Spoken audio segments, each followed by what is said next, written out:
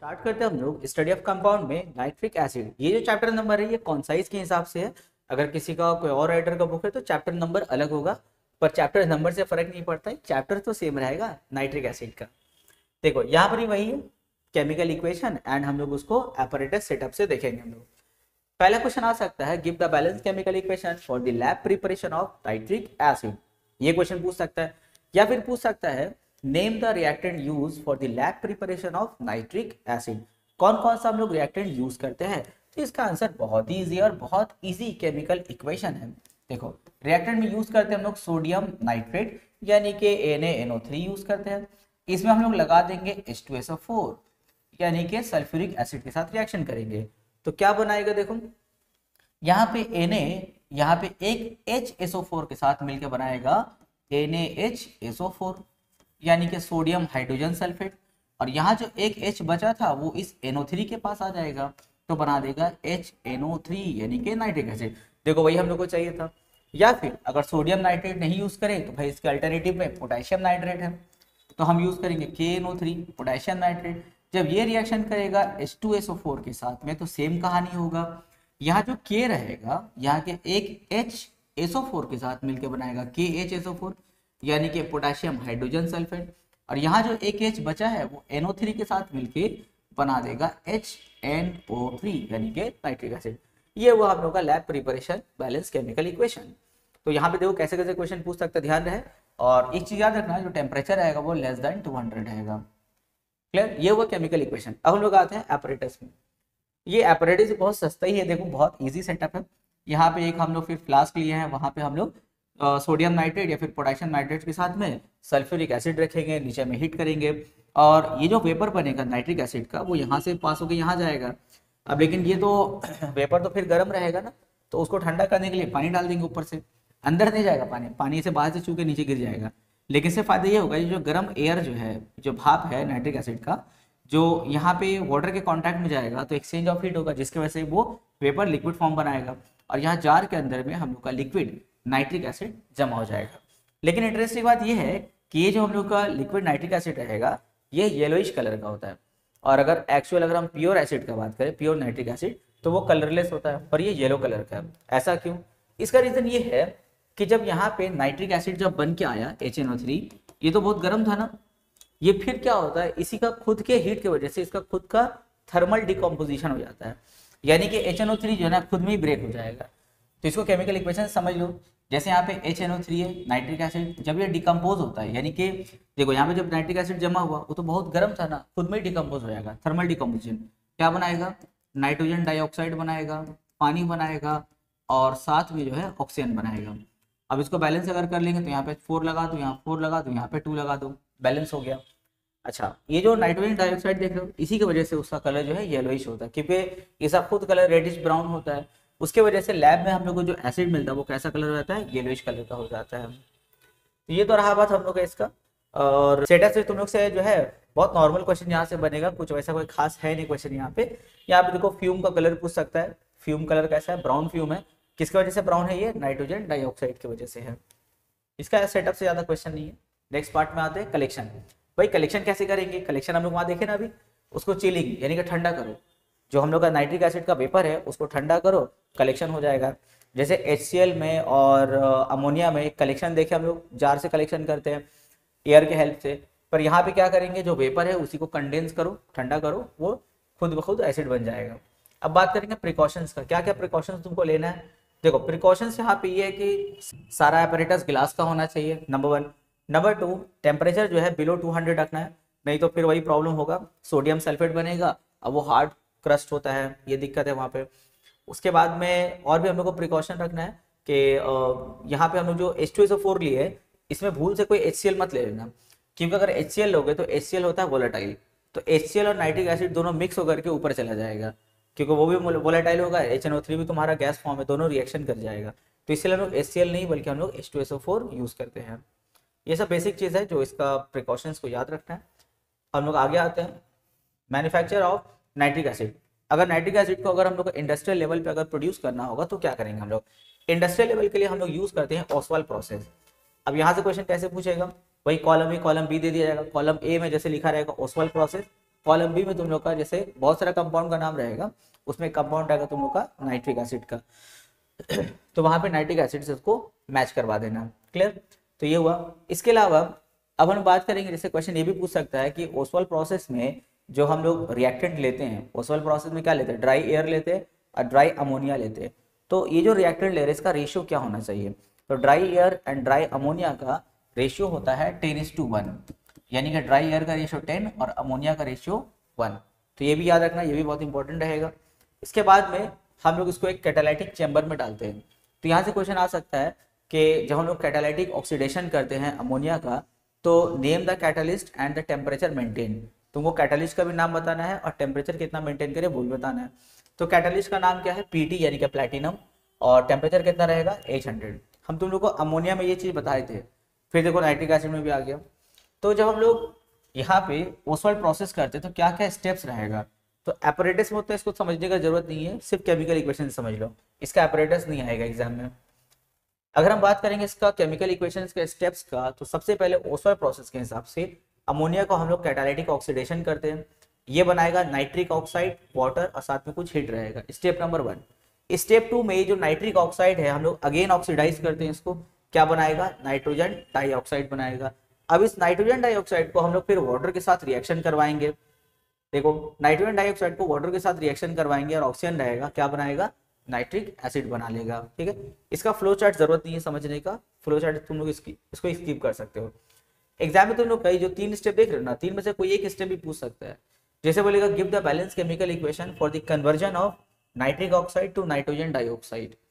कैसे कन्वर्जन हो रहा है इसका केमिकल इक्वेशन बताना है। जरूरी नहीं कि तीनों केमिकल इक्वेशन है, 3 में से कोई एक सिंगल केमिकल इक्वेशन भी हम लोग से पूछ सकता है।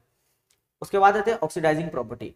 देखो नाइट्रिक ऑक्साइड जो है, नाइट्रिक एसिड जो है, नाइट्रिक एसिड एक ऑक्सीडाइजिंग एजेंट है।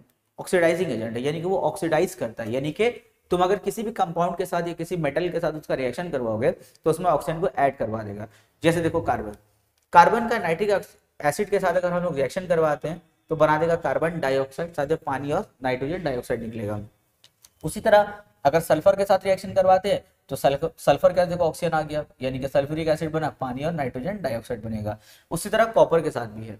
अब इसका क्वेश्चन कैसे पूछता है? क्वेश्चन लिखा रहता है give the balance chemical equation for the oxidation of carbon और सल्फर और कॉपर विथ नाइट्रिक एसिड। तो हम लोग को ये पूरा केमिकल इक्वेशन लिखना होगा। तो केमिकल इक्वेशन को लिख लिख के प्रैक्टिस करो। पहले कुछ घंटा प्रैक्टिस करो, फिर कुछ घंटा रिवीजन करो, कुछ घंटा प्रैक्टिस करो, कुछ घंटा रिवीजन करो। पहले देख के प्रैक्टिस कर लो, 1 घंटा 1.5 घंटा कर लो, फिर जो हम लोग प्रैक्टिस किए उसी को वापस से ऐसे दिमाग में सोच करके रिवीजन करना, रिकॉल करो। ठीक है, रिकॉल करना होगा। आप खाली हर टाइम देख के प्रैक्टिस मत करो। पहले 1.5 घंटा 2 घंटा कर लो, 1 घंटा, जितना तुम्हारा इंटेलेक्चुअल प्रॉपर्टी उस हिसाब से तुम टाइम दो। कोई 1 घंटा, कोई 1.5 घंटा, कोई 2 घंटा देगा। करने के बाद में उसको रख दो। कुछ देर के बाद में अपना कुछ और पढ़ लो, कुछ काम वाम कर लिए, कुछ पढ़ लिए, उसके बाद फिर निकालेंगे उसको, अब रिकॉल करेंगे क्या क्या क्या केमिकल इक्वेशन था, कार्बन नाइट्रिक एसिड के साथ रिएक्शन करे क्या बना रहा था, कितना कितना उसका मॉलिक्यूल्स था, बैलेंसिंग करना, ये पूरा रिकॉल करो, रिकॉल करके लिखो। अगर तुम 10 केमिकल इक्वेशन याद किए हो तो 10 में से हो सकता है तुम 5 से 6 रिकॉल कर पाओगे, बाकी भूल गए, कोई बात नहीं, फिर से उसको रिवीजन करेंगे, रिवीजन करके फिर से उसको रिकॉल करेंगे और इसी प्रोसेस में लगे भिड़े रहो। एग्जाम तक पूरा फुल्ली प्रिपेयर्ड हो जाओगे। सिर्फ डरने से कि केमिकल इक्वेशन है भाई कैसे होगा क्या होगा, डरने से कुछ होने वाला नहीं है। तो डर को क्रॉस करके तुम लोग अपने प्रैक्टिस तक पहुंचो। तो इसके साथ हम लोग का चैप्टर कंप्लीट होता है। तो खूब अच्छे से रिवीजन करना। इसके बाद हम तुम लोग को सल्फ्यूरिक एसिड पढ़ाएंगे, उसके बाद हम लोग इन दोनों चैप्टर पर बेस कुछ क्वेश्चन सॉल्व करेंगे। चलो स्टार्ट करते हैं हम लोग अपना नेक्स्ट कंपाउंड यानी कि सल्फ्यूरिक एसिड। जैसे कि देखो हम लोग पिछला 3 कंपाउंड पढ़े हैं, जिस प्रोसेस से पढ़े उसी डिजाइन एंड उसी प्रोसेस से हम लोग को ये लास्ट कंपाउंड भी हम लोग को पढ़ना होगा। सबसे पहले देखो हम लोग का है प्रिपरेशन ऑफ सल्फ्यूरिक एसिड। तो पहले हम तुम लोग को पूरा प्रोसेस बताएंगे कैसे 4 से 5 स्टेप्स में हम लोग का जो है सल्फ्यूरिक एसिड तैयार होता है। फिर हम तुम लोग को बताएंगे कि कहाँ पे से कैसे कैसे क्वेश्चन पूछा जा सकता है। तो एकदम अच्छे से बने रहना वीडियो में। देखो सबसे पहले जो सल्फ्यूरिक एसिड का जो मैन्युफैक्चरिंग होता है उस प्रोसेस का नाम क्या है? Contact process. एग्जाम में कभी कभी क्वेश्चन पूछता है कि identify the process by which the sulphuric acid is manufactured. तो आंसर क्या होगा? Contact process.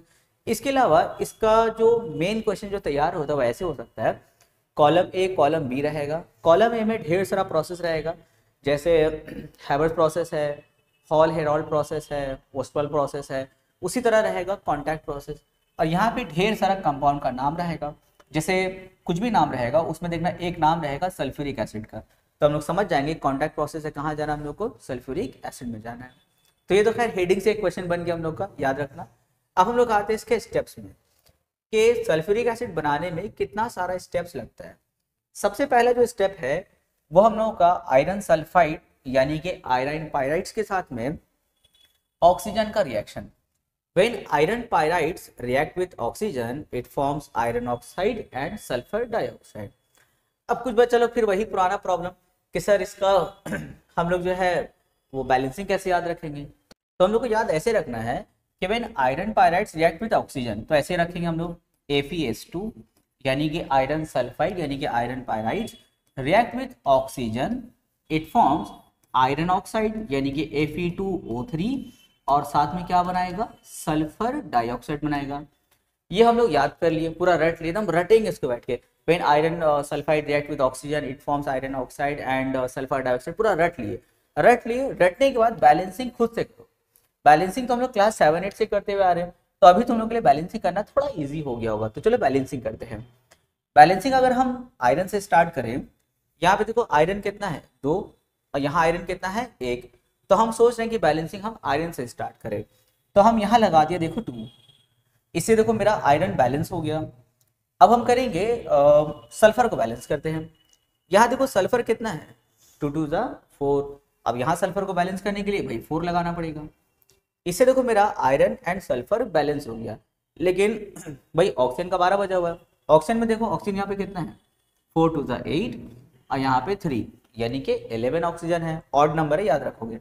और यहाँ कितना है 2 है। अब यहाँ पे ऑड नंबर ऑफ ऑक्सीजन है, यहाँ पे सामने में हम कुछ भी लिखेंगे, यहाँ तो इवन नंबर ऑफ ऑक्सीजन बनेगा, तो भाई यहाँ तो गड़बड़ हो गया, ये तो बैलेंस कभी नहीं हो पाएगा। तो हम सोच रहे हैं कि यहाँ पे ना कुछ इसको सेटिंग करें और यहाँ ऑड से इसको इवन में कन्वर्ट कर दे। तो उसके लिए हम सोच रहे हैं कि सामने हम 2 लगा दें। इससे ऑक्सीजन देखो कितना हो जाएगा 2 3 6 और यहाँ 4 2 8 यानी कि 14 ऑक्सीजन है। ठीक है, इवन है। तो हम यहाँ पे अगर 7 करेंगे तो मेरा ऑक्सीजन बैलेंस हो जाएगा। लेकिन इसको इवन बनाने के चक्कर में देखो क्या हुआ, यहाँ पे आयरन कितना हो गया है 4 और यहाँ आयरन कितना है 2। तो पहले ऑक्सीजन में हाथ देने से पहले आयरन को ही बैलेंस कर लो। यहाँ लगा दिया 4, लेकिन सल्फर कितना हो गया 8 और यहाँ सल्फर कितना है 4, तो लगे हाथ सल्फर को भी बैलेंस कर लेते भाई। तो यहाँ पे लगा दिए 8। इससे देखो फिर वही बात हो गया, आयरन और सल्फर बैलेंस हो गया लेकिन ऑक्सीजन अभी भी बैलेंस नहीं हुआ है। तो उस टाइम में बैलेंस क्यों नहीं हुआ था, क्योंकि ऑड आ गया था। इस बार देखते क्या हाल है, 2 3 6 और यहाँ 8 2 16। अच्छा, यानी कि 22 ऑक्सीजन है। चलो इवन है, तो इसको तो भाई हम लोग आराम से 22 बना सकते हैं ना, अगर सामने 11 लिख दिया तो देखो 22 ऑक्सीजन हो गया। इससे देखो मेरा बैलेंस हो गया। अब बोलोगे सर बड़ा टाइम लग गया। हाँ, पहली बार है ना, 3-4 बार प्रैक्टिस कर लो, बहुत जल्दी तुम लोग बैलेंस कर पाओगे। तो ये वो हम लोग का स्टेप नंबर 1।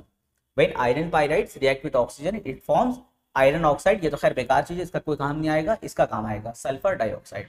अच्छा, एक और टेक्निक है सल्फर डाइऑक्साइड बनाने का। अगर सल्फर और ऑक्सीजन का रिएक्शन कर देते तो सल्फर डाइऑक्साइड बन जाता। तो हम लोग का इसमें 2 ऑप्शन रहेगा। अगर तुम कभी कॉन्टैक्ट प्रोसेस से अगर सल्फ्यूरिक एसिड बनाओगे इन फ्यूचर, तो तुम्हारे पास 2 ऑप्शन रहेगा, या तो आयरन पायराइड से यहाँ पर जाओ सल्फर डाइऑक्साइड में, या फिर सल्फर ऑक्सीजन का रिएक्शन करके सल्फर डाइऑक्साइड में चले जाना। ये वो हम लोग का स्टेप नंबर 1।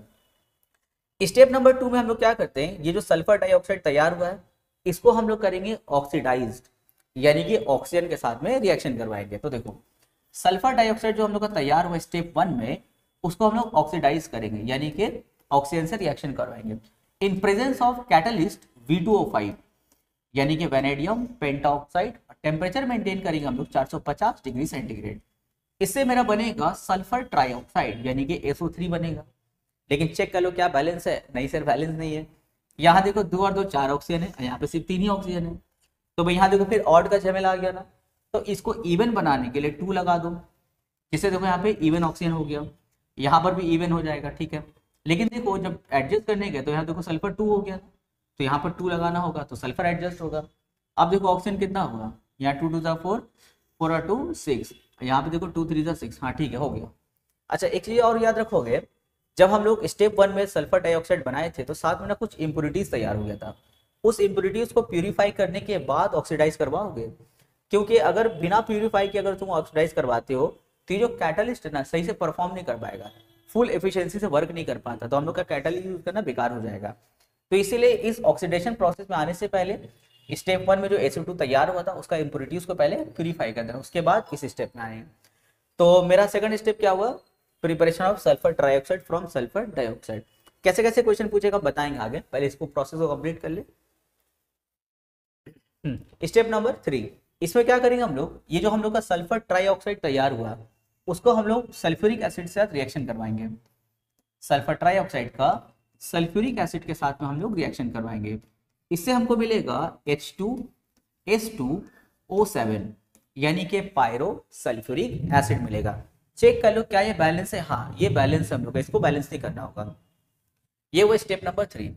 लास्ट स्टेप जो इसका रहता है स्टेप नंबर 4, ये जो पायरो सल्फ्यूरिक एसिड है H2S2O7, इसका हम लोग रिएक्शन करवाते हैं वाटर के साथ में। लास्ट स्टेप में हम लोग को मिल जाएगा सल्फ्यूरिक एसिड यानी कि H2SO4। बैलेंस है? नहीं सर बैलेंस नहीं है, यहाँ 2 हाइड्रोजन यहाँ 2 यानी कि 4 हाइड्रोजन है, तो यहाँ पे 2 लगाना होगा, बाकी सब देखो बैलेंस है। तो ये 4 स्टेप में हम लोग का जो है कॉन्टैक्ट प्रोसेस पूरा कंप्लीट होता है और हम लोग को मिला फाइनली सल्फ्यूरिक एसिड। अब सर ये चलो ठीक है प्रैक्टिस तो कर लेंगे, हो गया, लेकिन सर क्वेश्चन कैसे कैसे आता है, चलिए हम लोग समझ गए, चारों स्टेप समझ के रगड़ के प्रैक्टिस कर देंगे, पर सर क्वेश्चन कैसा आएगा, क्योंकि जब तक क्वेश्चन का पैटर्न नहीं समझ में आएगा तो प्रिपरेशन कैसे करें। तो चलो ठीक है क्वेश्चन पर डिस्कशन करते हैं। एक चीज याद रखना, किसी भी एक सिंगल क्वेश्चन में ये सारे स्टेप्स नहीं आएगा। ऐसा नहीं सोचो कि लिखा रहेगा describe the different steps in the contact process, ये एग्जाम में नहीं आएगा कि सारा स्टेप को आप बताइए, एकदम नहीं आएगा। एग्जाम में क्वेश्चन कैसे कैसे आ सकता है, मान लीजिए पहला क्वेश्चन ऐसा आया कि give the balance chemical equation for the conversion of iron pyrites into sulphur dioxide. 1 marks का क्वेश्चन एक आया, तो तुमको सिर्फ ये वाला स्टेप जो है पूरा करके दिखा देना है। एग्जाम में कभी कभी ऐसा आता है कि give the balance chemical equation for the conversion of sulphur dioxide into sulphur trioxide, ऐसे भी क्वेश्चन पूछ सकता है 1 मार्क्स में। या फिर क्वेश्चन में पूछता है name the catalyst used and the temperature maintained for the oxidation of sulphur dioxide to convert it sulphur trioxide, माने कौन सा कैटलिस्ट और कितना टेम्परेचर हम लोग यूज कर रहे हैं। तो आंसर हम लोग को याद रखना, कैटलिस्ट का वेनेडियम पेंटाऑक्साइड और टेम्परेचर कितना है 450 है। या कभी कभी क्वेश्चन में रहता है give the balance chemical equation for the conversion of sulphur dioxide two sulphur trioxide, या फिर give the balance chemical equation for the oxidation of sulphur dioxide. ऐसा देखो डिफरेंट क्वेश्चन आ सकता है। एग्जाम में कोई एक ऐसा क्वेश्चन नहीं रहेगा कि जिसमें चारों तुमको स्टेप्स लिखने बोलेगा, कोई भी स्टेप तुमसे पूछ सकता है, तो टेंशन का कोई बात नहीं है, सभी स्टेप को रगड़ के प्रैक्टिस करेंगे हम लोग। फिर यहाँ कैसे क्वेश्चन पूछेगा, give the balance chemical equation for the conversion of sulphur trioxide to pyrosulphuric acid यानी कि ओलियम, इसमें कन्वर्ट करने पूछ सकता है। या फिर लास्ट में ये पूछ सकता है कि how to convert the pyrosulphuric acid into sulphuric acid. तो ये सारा हम लोग को स्टेप जो है एकदम इंडिपेंडेंटली हम लोग को याद करना होगा। किसी भी स्टेप से कोई भी केमिकल इक्वेशन हम लोग क्वेश्चन पूछ सकता है। तो देखो ये जो हम लोग 2 स्लाइड पढ़े, 2 स्लाइड में कम से कम हम लोग 7 से 8 क्वेश्चन हम लोग डिस्कस कर लिए हैं। तो खूब अच्छे से सारा स्टेप प्रैक्टिस करोगे। जहां रहा बात बैलेंसिंग का, तो बैलेंसिंग याद मत करो, नहीं तो पूरा मिक्स कर दोगे, पूरा चौपट हो जाएगा। बैलेंसिंग मत याद करो, बैलेंसिंग प्रैक्टिस करो।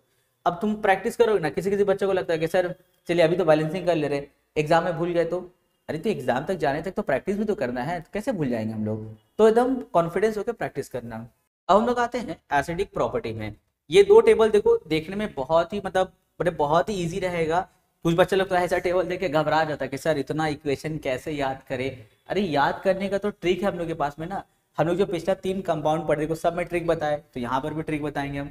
देखो सबसे पहले हम लोग का जो सल्फ्यूरिक एसिड है, जिस भी मेटल से रिएक्शन करेगा ये उसी का देखो सल्फेट बनाता है। जैसे मैग्नीशियम से रिएक्शन किया तो मैग्नीशियम सल्फेट, जिंक से रिएक्शन किया तो जिंक सल्फेट, एंड उसी तरह हम लोग का iron sulphate.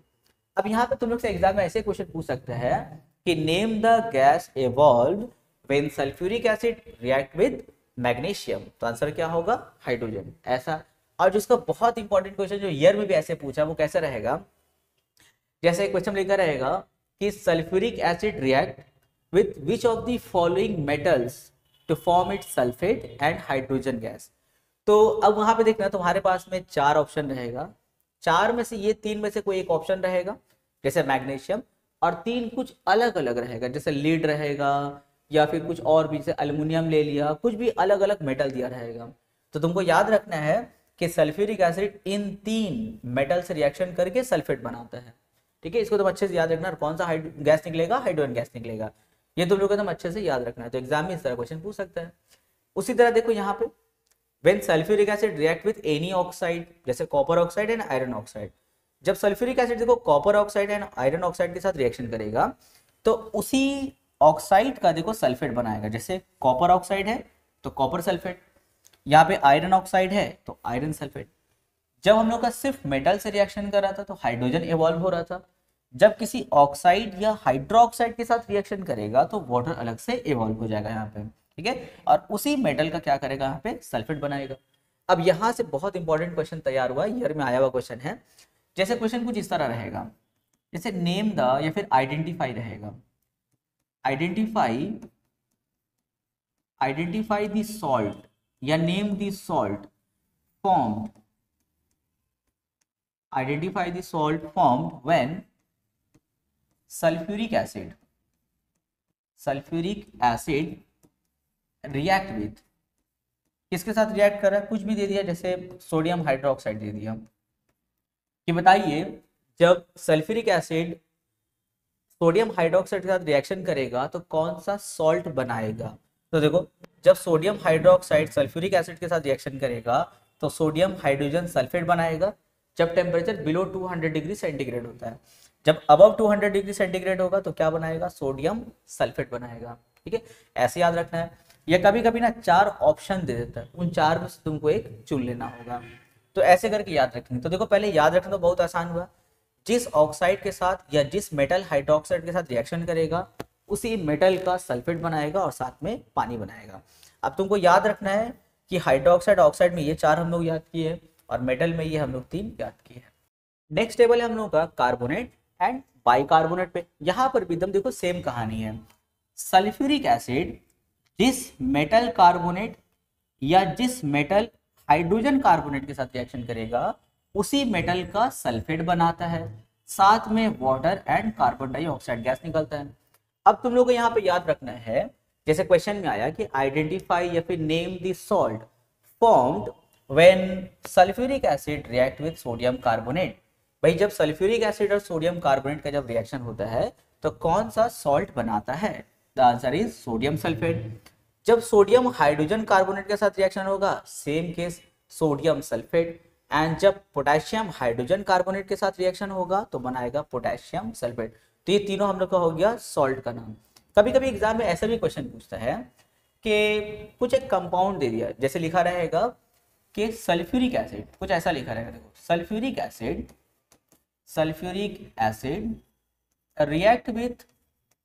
React with compound Q.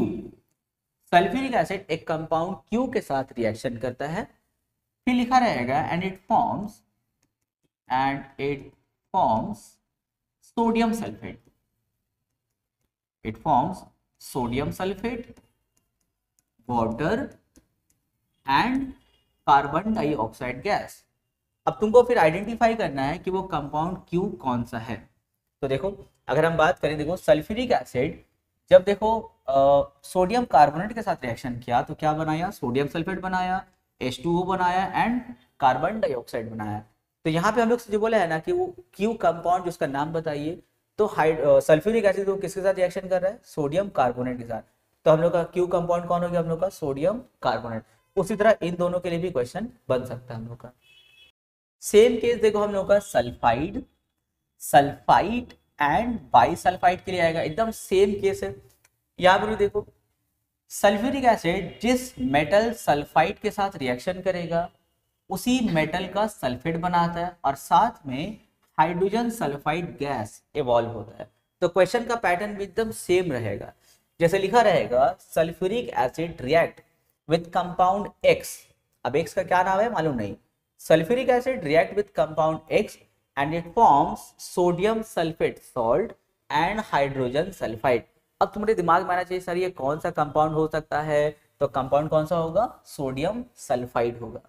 अब अगर तुम सिर्फ सोडियम सल्फाइड याद कर लिए तो भाई iron sulphide and zinc sulphide एकदम सेम रहेगा, याद हो गया। तो देख रहे एक याद किए बाकी का काम हो गया। या फिर ऐसा हो सकता है give the balance chemical equation for the conversion of iron sulphide into iron sulphate. तो भाई किससे रिएक्शन करवाना है, सल्फ्यूरिक एसिड से। लेकिन आइडेंटिफाई वाला ज्यादा इंपॉर्टेंट है, ठीक है ना, इसको अच्छे से याद रखोगे। उसी तरह देखो यहाँ पे सल्फाइड। अच्छा, सल्फाइड और सल्फाइड में क्या डिफरेंस होता है, सल्फाइड में एस होता है और सल्फाइड में SO3 लग जाता है, ठीक है ना, SO3 और डाई सल्फाइड में SO2 रहता है। तो ये याद रखोगे, सल्फाइड सल्फाइड और बाई सल्फाइड जिसमें हाइड्रोजन लग जाएगा। देखो अब हम लोग आते हैं सेम केस, जब सल्फ्यूरिक एसिड किसी मेटल सल्फाइड, देखो सल्फाइड हम बोले SO3 है, रिएक्शन करेगा तो उसी मेटल का सल्फेट बनाएगा, वाटर बनाएगा एंड सल्फर डाइऑक्साइड बनाएगा। सेम केस देखो उसके बाई सल्फेट यानी कि हाइड्रोजन सल्फाइड पे है। अगर हम बोलेंगे सोडियम बाई सल्फाइड या सोडियम हाइड्रोजन सल्फाइड, दोनों सेम केस है। तो यहाँ पे भी तुम लोग ऐसे याद रखोगे कि identify the compound X when sulphuric acid react with X it form sodium sulphate water and sulphur dioxide. तो कौन सा कंपाउंड रहेगा, सोडियम हाइड्रोजन सल्फाइड रहेगा। कभी कभी क्वेश्चन में बोलता है कि उसको आप उस इक्वेशन को करके भी दिखाइए। जैसे 2 मार्क्स का क्वेश्चन दे देगा, पहले बोलेगा आइडेंटिफाई द कंपाउंड X, फिर अब बोलेगा give the balance chemical equation for the upper observation. जो ऊपर में हम लोग जो ऑब्जर्वेशन या फिर हम लोग जो डिस्कशन किए हैं उसका तुमको बैलेंस केमिकल इक्वेशन बना करके दिखाना होगा। तो तुमको ये भी याद रखना होगा कि वो कौन सा कंपाउंड है और उसका जो केमिकल इक्वेशन है वो भी याद रखना होगा। लेकिन हम बार बार बोल रहे हैं जब केमिकल इक्वेशन याद करेंगे तो उसका बैलेंसिंग मत याद करना, नहीं तो पूरा मिक्स हो जाएगा, पूरा चौपट हो जाएगा। तो साथ में बैलेंसिंग में थोड़ा करते चलो तो बैलेंसिंग का भी प्रैक्टिस हो जाएगा। एक ऑक्सीडाइजिंग एजेंट है as well as sulphuric acid is dehydrating agent. तो देखो वो ऑक्सीडाइजिंग एजेंट भी है और डिहाइड्रेटिंग एजेंट भी है। अब उसका उस पर बेस देखो यहाँ पे कुछ केमिकल इक्वेशंस है, क्या क्या है देखो। अब इसका क्वेश्चन कैसे पूछ सकता है, इसे पूछ सकता है क्वेश्चन में कि जैसे sulphuric acid is an oxidising agent, फिर बोलेगा give the balance chemical equation to support this statement. बोल देगा वहां पे सल्फ्यूरिक एसिड एक ऑक्सीडाइजिंग एजेंट है, अब इसके सपोर्ट पे आपको एक बैलेंस केमिकल इक्वेशन बनाना है। तो भाई यहाँ तुम्हारे सामने में 2 केमिकल इक्वेशंस है, अच्छे से याद कर लेना। एग्जाम में जब बोलेगा सपोर्ट में एक इक्वेशन बताइए तो दोनों में से कोई एक को लिख देना। ये वो हम लोग का पहला टाइप का क्वेश्चन। दूसरा यहाँ पे क्या क्वेश्चन पूछ सकता है, give the balance chemical equation for the oxidation of carbon with sulphuric acid. जब कार्बन का ऑक्सीडेशन हम लोग करेंगे सल्फ्यूरिक एसिड के साथ तो उसका एक बैलेंस केमिकल इक्वेशन बताइए। सर ये ऑक्सीडेशन मतलब क्या होता है, ऑक्सीडेशन मतलब होगा एडिशन ऑफ ऑक्सीजन। जैसे देखो जब हम लोग सल्फ्यूरिक एसिड का कार्बन के साथ रिएक्शन करवाए तो देखो कार्बन में ऑक्सीजन ऐड हो गया, तो यहाँ पे हुआ addition of oxygen to the carbon, तो यहाँ पे हो गया कार्बन का ऑक्सीडेशन। तो देख रहे हो कैसे कैसे क्वेश्चन पूछ सकता है। कार्बन का जैसे ऑक्सीडेशन हुआ in the same way sulphur भी है, सल्फर में भी ऐसे ही क्वेश्चन पूछेगा कि give the balance chemical equation for the oxidation of sulphur with sulphuric acid. तो ये पूरा हम लोग केमिकल इक्वेशन बना देना है, ये हुआ। फिर हम लोग से क्वेश्चन में ऐसे पूछ सकता है डिहाइड्रेटिंग एजेंट के बारे में। जैसे देखो डिहाइड्रेशन मतलब क्या होता है, रिमूवल ऑफ वाटर, पानी को निकाल लिया मतलब क्या हो गया, डिहाइड्रेशन हो गया। तो सल्फ्यूरिक एसिड क्या करता है, किसी भी कंपाउंड से वाटर को निकाल सकता है, डिहाइड्रेशन कर सकता है। तो वहां पे क्वेश्चन में रहेगा कि sulphuric acid is a dehydrating agent, give a balance chemical equation to support this statement. तो तुम लोग को ये 2 इक्वेशन याद रखना है पहला। दूसरा तुमसे ये पूछ सकते हैं कि यहाँ पे कुछ ऐसे स्टेटमेंट देगा, एमसीक्यू में पूछ सकते हैं। एमसीक्यू में लिखा रहेगा कि which of the following characteristics exhibits by sulfuric acid for the conversion of cane sugar यानी कि जो चीनी है to carbon and water। यानी कि जब हम लोग केन शुगर से यानी कि चीनी से जब हम लोग इसको तोड़ करके कार्बन और वाटर बना दिए तो बताइए सल्फ्यूरिक एसिड का यहाँ पे कौन सा प्रॉपर्टी था, कौन सा कैरेक्टरिस्टिक्स था। अब बहुत सारा ऑप्शन रहेगा, ऑक्सीडाइजिंग प्रॉपर्टी है, रिड्यूसिंग है, उसमें एक रहेगा डिहाइड्रेटिंग रहेगा। तो समझ जाना कि यहाँ पे सल्फ्यूरिक एसिड का एक डिहाइड्रेटिंग प्रॉपर्टी था। तो एमसीक्यू में ऐसे क्वेश्चन पूछ सकता है, तो डिहाइड्रेटिंग में टिक कर दिया। उसी तरह क्वेश्चन में रहेगा कि when sulphuric acid added to blue vitriol, ये विट्रियोल है, विट्रियोल छूटा हुआ है, ब्लू विट्रियोल यानी कि copper sulphate, hydrated copper sulphate. When sulphuric acid is added to hydrated sulphuric acid, hydrated copper sulphate, या फिर लिखा रहेगा when sulphuric acid is added to blue vitriol it forms copper sulfate and water। now which property exhibits by the sulfuric acid। यहाँ पे sulphuric acid का कौन सा property था, तो वहाँ पे ढेर सारा ऑप्शन रहेगा, उसमें डिहाइड्रेटिंग प्रॉपर्टी में टिक कर देना। तो चलो हम लोग का लास्ट टॉपिक है नॉन वोलेटाइल नेचर। अब पहले समझो सर वोलेटाइल मतलब क्या होता है। वोलेटाइल मतलब होता है जो बहुत इजीली वेपर में कन्वर्ट हो जाता है, यानी कि जिसका बॉइलिंग पॉइंट बहुत कम रहता है उसको हम लोग बोलते हैं वोलेटाइल। जैसे HCl, hydrochloric acid, nitric acid, फिर एसिटिक एसिड, ये सब वोलेटाइल होता है, यानी कि ये बहुत कम टेम्परेचर में वेपर में कन्वर्ट हो जाता है। लेकिन हम लोग का सल्फ्यूरिक एसिड एक नॉन वोलेटाइल है, यानी कि बहुत इजीली वेपर में कन्वर्ट नहीं होता है। सर ऐसा क्यों? क्योंकि उसका बॉइलिंग पॉइंट बहुत ज़्यादा होता है, उसको वेपर में कन्वर्ट करने के लिए बहुत ज़्यादा हम लोग को टेम्परेचर चाहिए होगा, जो सराउंडिंग्स उतना नहीं मिल पाएगा, या हीट भी अगर करते तो उतना लेवल तक नहीं ले जा पाएंगे हम लोग। तो नॉन वोलेटाइल नेचर पे देखो यहाँ पे कुछ हम लोग का केमिकल इक्वेशंस दिया हुआ है, उसको पहले समझते हैं और फिर बताएंगे इसका क्वेश्चन कैसे पूछा जाता है। जैसे देखो sulphuric acid when react with sodium chloride it forms sodium hydrogen sulphate and hydrochloric acid. अब देखो इसमें क्वेश्चन कैसे कैसे पूछ सकता है। पहले तो क्वेश्चन ये पूछेगा कि वाई, या फिर पूछ सकता है कि विच नेचर या फिर which characteristic exhibits by sulphuric acid when it forms hydrochloric acid with the help of sodium chloride. यानी कि हम लोग सल्फ्यूरिक एसिड को जब सोडियम क्लोराइड के साथ रिएक्शन करवाते हैं तो एक वोलेटाइल एसिड HCl बनाता है। तो बताइए यहाँ पे सल्फ्यूरिक एसिड का कौन सा कैरेक्टरिस्टिक्स यानी कि कौन सा नेचर था। जैसे पिछला हम लोग जो दो कंसेप्ट देखे, एक ऑक्सीडाइजिंग था एक डिहाइड्रेटिंग था, तो उसी तरह यहाँ पे कौन सा नेचर है, तो यहाँ पे इसका नॉन वोलेटाइल नेचर होता है। अब क्वेश्चन में ये भी पूछा जाता है कि हाइड्रोक्लोरिक एसिड को प्रोड्यूस करने के लिए हम लोग सल्फ्यूरिक एसिड का ही यूज क्यों करते हैं, भाई नाइट्रिक एसिड क्यों नहीं कर लेते हैं, उससे भी तो प्रोड्यूस हो जाएगा HCl। उसका आंसर ये है कि नाइट्रिक एसिड एक वोलेटाइल एसिड होता है, यानी कि बहुत ही कम टेम्परेचर में वो वेपर में कन्वर्ट हो जाता है। अब सोचो जब सोडियम क्लोराइड को और नाइट्रिक एसिड को जब हम लोग रिएक्शन करवाएंगे और जब यहाँ पे हम लोग हीट देंगे तो HCl तो प्रोड्यूस होगा जो कि एक वोलेटाइल है, यानी कि वेपर बन के भागेगा, लेकिन साथ में जो नाइट्रिक एसिड है वो भी तो वेपर बन के इसके साथ भाग जाएगा। अब दोनों वेपर अगर मिक्स हो जाएगा तो भाई उसको कलेक्शन कैसे करेंगे HCl का हम लोग का, तो गड़बड़ हो गया ना। तो इसीलिए जब हम लोग HCl का प्रोडक्शन करते हैं, HCl का जब मैन्युफैक्चरिंग करते हैं, तो उस टाइम में हम लोग नाइट्रिक एसिड नहीं बल्कि सल्फ्यूरिक एसिड हम लोग यूज करते हैं। ये आइडेंटिफाई द रीजन में भी आ सकता है कि उसका रीजन आइडेंटिफाई कीजिए कि हम लोग HCl प्रोड्यूस करने के लिए why we use sulphuric acid, why not nitric acid. तो आंसर ये होगा because nitric acid is a volatile acid and HCl is also a volatile. तो दोनों वोलेटाइल तो दोनों तो उड़ जाएगा साथ में, तो उस केस में हम लोग क्या करते हैं, सल्फ्यूरिक एसिड को हम लोग यूज करते हैं। तो कैसे कैसे क्वेश्चन रहेगा, लिखा रहेगा which of the following characteristics exhibits by sulphuric acid for producing HCl with the help of NaCl। अब यहाँ पे बहुत सारा उसका कैरेक्टरिस्टिक्स दिया रहेगा, जैसे डिहाइड्रेशन रहेगा या फिर ऑक्सीडाइजिंग रहेगा, रिड्यूसिंग रहेगा, तो उसमें एक ऑप्शन हम लोग का नॉन वोलेटाइल रहेगा। एक क्वेश्चन हुआ, दो क्वेश्चन हुआ, और क्या पूछ सकते हैं देखो। फिर हम उससे पूछेगा कि name the salt formed when sulphuric acid react with sodium chloride, या फिर लिखा रहेगा which of the following salt formed when sulphuric acid react with sodium chloride. तो अब वहां पे हम लोग का देखो बहुत सारा सॉल्ट का नाम रहेगा, सोडियम हाइड्रोजन सल्फेट रहेगा या और भी अलग अलग सल्फेट का नाम रहेगा, तो टिक किसमें करना है हम लोग को, सोडियम हाइड्रोजन सल्फेट में टिक करना है। अब वहां पे देखो बहुत सारा नाम रहेगा, वहां पे जैसे एक नाम रहेगा Na2SO4 रहेगा, Na3HSO4 रहेगा, Na4SO2 कुछ भी रहेगा, तो उसमें एक हम लोग का आंसर रहेगा NaHSO4 या फिर Na2SO4 में टिक करना है हम लोग को। तो ये रहा हम लोग का non volatile nature of sulphuric acid.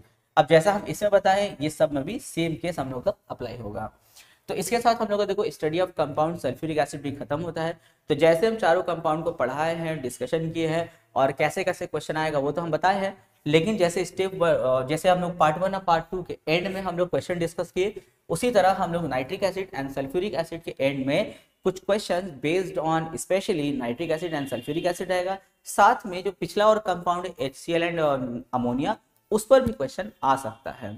तो पहले चैप्टर प्रैक्टिस करना, रिवीजन करना, जैसे हम बताएं केमिकल इक्वेशन प्रैक्टिस करने का वैसे करना, उसके बाद क्वेश्चन स्टार्ट करोगे तब देखना क्वेश्चन को सॉल्व करने में मजा आएगा।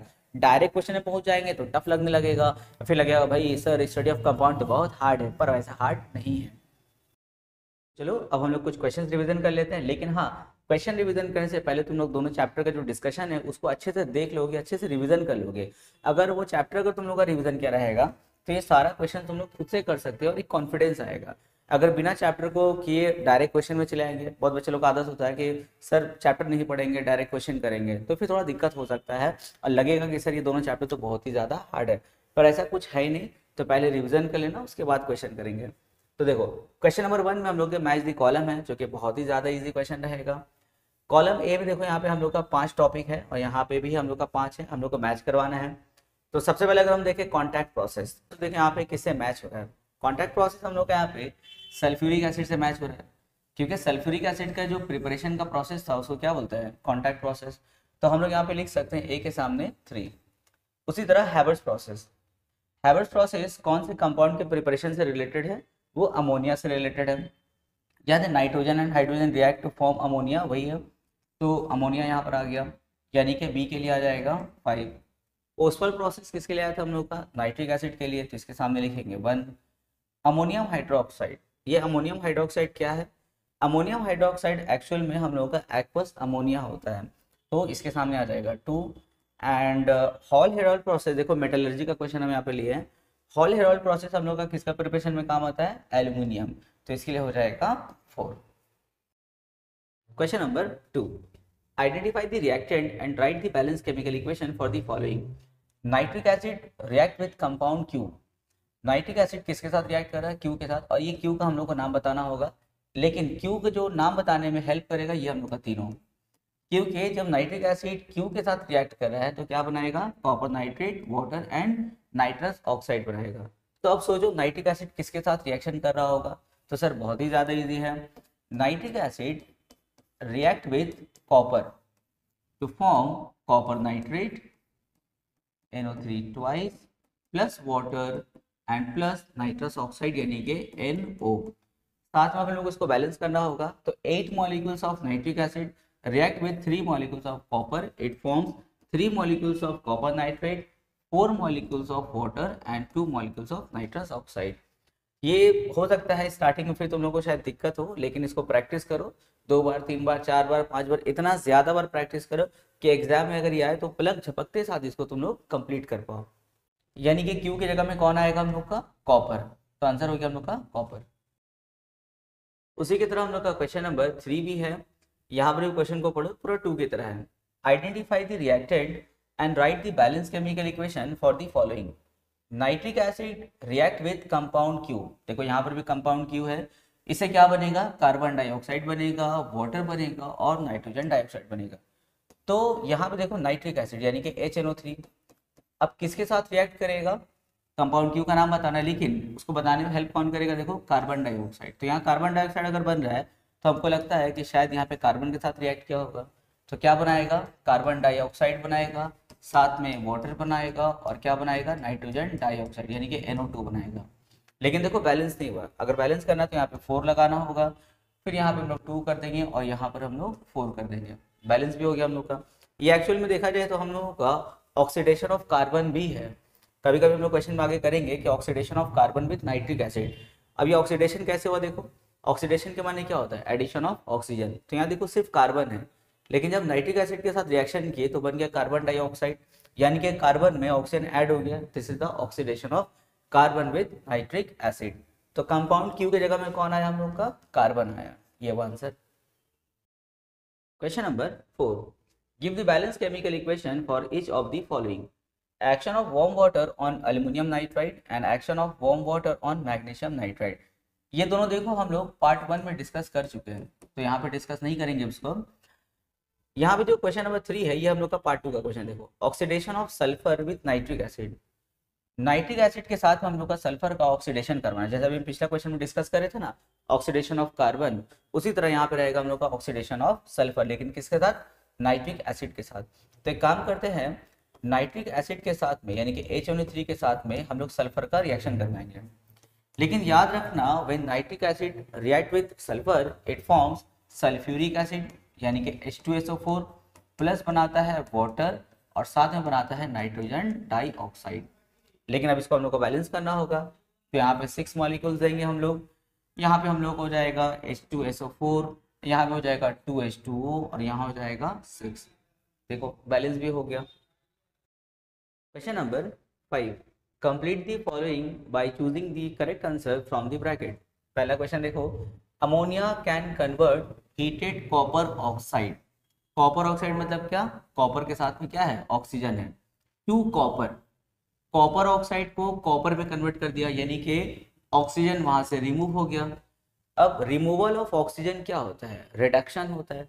तो पूछ रहा हम लोग से, this shows that ammonia is a, ammonia क्या है, तो भाई अमोनिया यहाँ पे रिड्यूसिंग एजेंट है। सर क्यों, क्योंकि कॉपर ऑक्साइड में से ऑक्साइड को यानी कि ऑक्सीजन को रिमूव कर दिया ना, तो इसीलिए यहाँ पे अमोनिया क्या होगा, एक रिड्यूसिंग एजेंट होगा। क्वेश्चन नंबर बी में देखो, sulphuric acid convert cane sugar to sugar charcoal and water. अब बोला है बताइए जो सल्फ्यूरिक एसिड यहाँ पे क्या है। तो इसको हम केमिकल इक्वेशन से तुम लोग को समझा देते हैं, क्योंकि हो सकता है आगे भी फिर इसका केमिकल इक्वेशन आ ही जाएगा। ठीक है, हम तुम लोग को समझा दे रहे हैं। केन शुगर किस में कन्वर्ट होगा, शुगर चारकोल एंड वाटर में कन्वर्ट होगा। तो देखो यहाँ पे केन शुगर का फॉर्मूला क्या होगा, C12H22O11, यानी कि डाइसैकेराइड जो हम लोग चीनी खाते हैं उसका फॉर्मूला है। इसमें अगर हम लोग H2SO4 अगर डालते हैं तो यहाँ पे क्या बनाएगा, यहाँ बनाएगा हम लोग के पास में कार्बन, कितना 12 मॉलिक्यूल कार्बन बनाएगा, और वाटर कितना बनाएगा 11।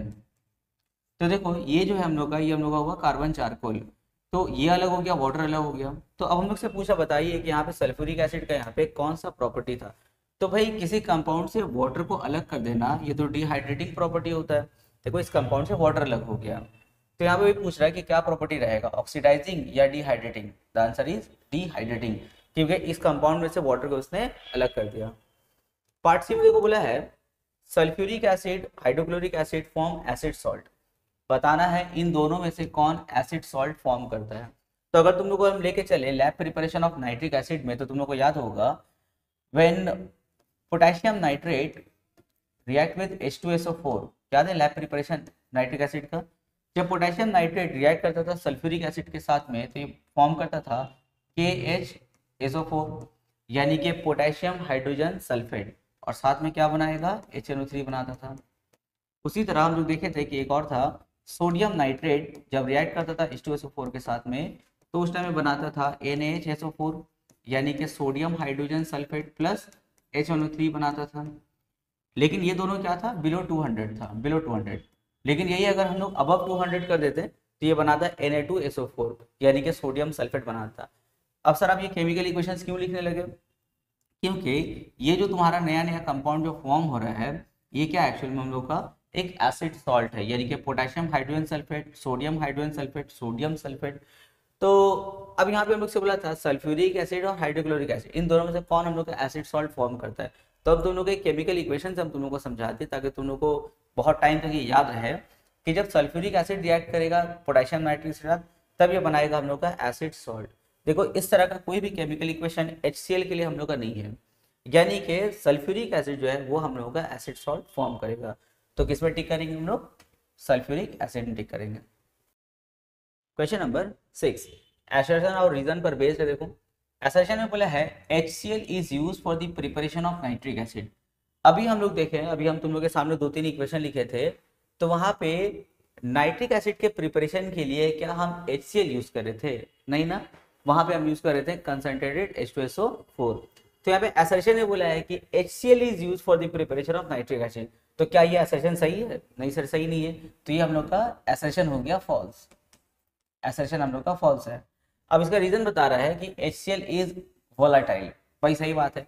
अब हम लोग के दिमाग में भी आ सकता है ना सर नाइट्रिक एसिड के प्रिपरेशन में हम लोग H2SO4 ही क्यों लिए, हम लोग HCl क्यों नहीं ले लिए। तो HCl जो होता है वो बहुत वोलाटाइल होता है, यानी कि वो बहुत कम टेम्परेचर में वेपर बन के भाग जाता है। अब सोचो जब पोटेशियम नाइट्रेट और H2SO4 का हम लोग रिएक्शन करवाए और सोचो हम लोग हीट कर रहे थे, तो H2SO4 जो है वो नॉन वोलाटाइल होता है, मतलब जल्दी वेपर में कन्वर्ट नहीं होता है क्योंकि उसका बॉइलिंग पॉइंट बहुत ज्यादा होता है। तो इससे जब दोनों साथ में बॉइल कर रहा था तो देखो नाइट्रिक एसिड वेपर बन के भागने लगा क्योंकि वो वोलाटाइल होता है। तो अब मान लेते हैं कि H2SO4 के जगह में अगर हम HCl यूज कर देते हैं तो HCl भी चूंकि वोलाटाइल होता है वो भी वेपर बन के भागता, नाइट्रिक एसिड वेपर बन के भागता, दोनों मिक्स हो जाता। तो फिर हम लोग कलेक्शन किसका करते हैं, HCl का या नाइट्रिक एसिड का, दोनों तो मिक्स होकर के आ रहा है। तो इसीलिए हम लोग HCl का यूज नहीं करते क्योंकि वो वोलाटाइल होता है। सल्फ्यूरिक एसिड इसलिए यूज करते हैं क्योंकि वो नॉन वोलाटाइल होता है और उसका बॉइलिंग पॉइंट बहुत ज्यादा होता है। तो रीजन है बता रहा है कि HCl इज वोलाटाइल, हाँ भाई सही है, HCl वोलेटाइल होता है तभी तो उसको यूज नहीं करते हैं। तो असर्शन हम लोग को फॉल्स बताया, लेकिन इसका जो रीजन है वो हम लोग का ट्रू है, यानी कि option D is correct. Number 7, अभी हम लोग पिछला कुछ क्वेश्चन में इसको हम लोग करके आए, देखो the property exhibited bye ammonia when it passes over heated copper oxide. देखो कॉपर ऑक्साइड से पास हुआ और क्या बनाया, कॉपर बनाया। तो हम लोग को बताना है कि यहाँ पे कौन सा प्रॉपर्टी है अमोनिया का। अभी हम लोग क्वेश्चन भी किए थे इसको ना, देखो कॉपर ऑक्साइड से भाई कॉपर बन गया, यानी कि ऑक्सीजन रिमूव हो गया। अगर ऑक्सीजन रिमूव हो गया तो ये कौन सा प्रॉपर्टी है, रिड्यूसिंग प्रॉपर्टी है। क्वेश्चन नंबर 8, ये भी हम तुम लोग से अभी डिस्कस किए, देखो the salt form when concentrated sulphuric acid react with NaNO3 above 200, यानी कि सल्फ्यूरिक एसिड और सोडियम नाइट्रेट का रिएक्शन जब अबव 200 होगा तो उस टाइम हम लोग का कौन सा यहाँ पे सॉल्ट बनेगा। तो अभी हम तुम लोग से बताए थे ना, दो इक्वेशन लिख के दिखाए थे, दोनों हम लोग का बिलो 200 था, तो दोनों में बना रहा था पोटेशियम हाइड्रोजन सल्फेट और सोडियम हाइड्रोजन सल्फेट। और तुम लोग को बताए थे जब अबव 200 डिग्री रिएक्ट करेगा तो क्या बनाएगा, सोडियम सल्फेट बनाएगा। लेकिन अगर बिलो 200 रिएक्ट करेगा तो क्या बनाएगा, सोडियम हाइड्रोजन सल्फेट। तो फिलहाल ये वाला option is correct. Question number 9, the salt form when concentrated H2SO4 react with sodium nitrate below 200। भाई इसका आंसर तुम लोग खुद से कर सकते हो, क्या होगा, option B is correct. 2-3 question में ये डिस्कस कर चुके हैं। Question number 10, name the catalyst used and the temperature for the catalytic oxidation of sulphur dioxide.